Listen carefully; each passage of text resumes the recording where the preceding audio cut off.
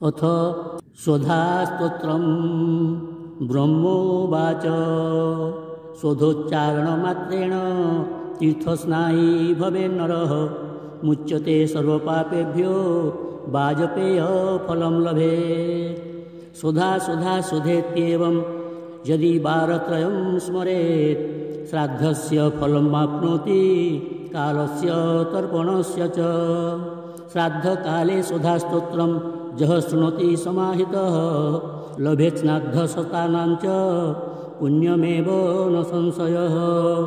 स्वधा स्वधा स्वधेत्येवं त्रिसन्ध्यं यः पठेन्नरः प्रियां विनीतां स लभेत् साध्वीं पुत्रं गुणान्वितं।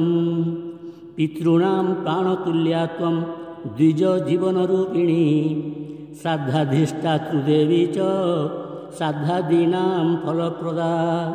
बहिर्गच्छ मन्मनसः पितॄणां तुष्टिहेतवे सम्प्रीतये द्विजातीनां गृहीणां वृद्धिहेतवे। नित्या त्वं नित्यस्वरूपासि गुणरूपासि सुब्रते आविर्भावस्थिरोभावः सृष्टौ च प्रलये तव।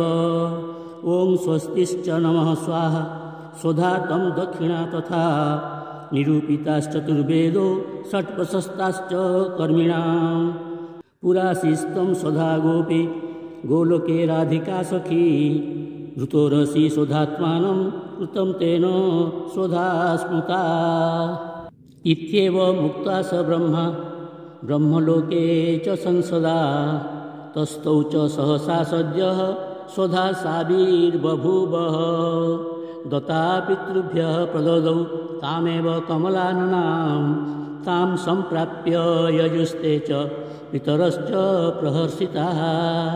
स्वधास्तोत्रदिमं पुण्यं यः शृणोति समाहितः स स्नातः सर्वतीर्थेषु वेदपाठफलं लभेत्।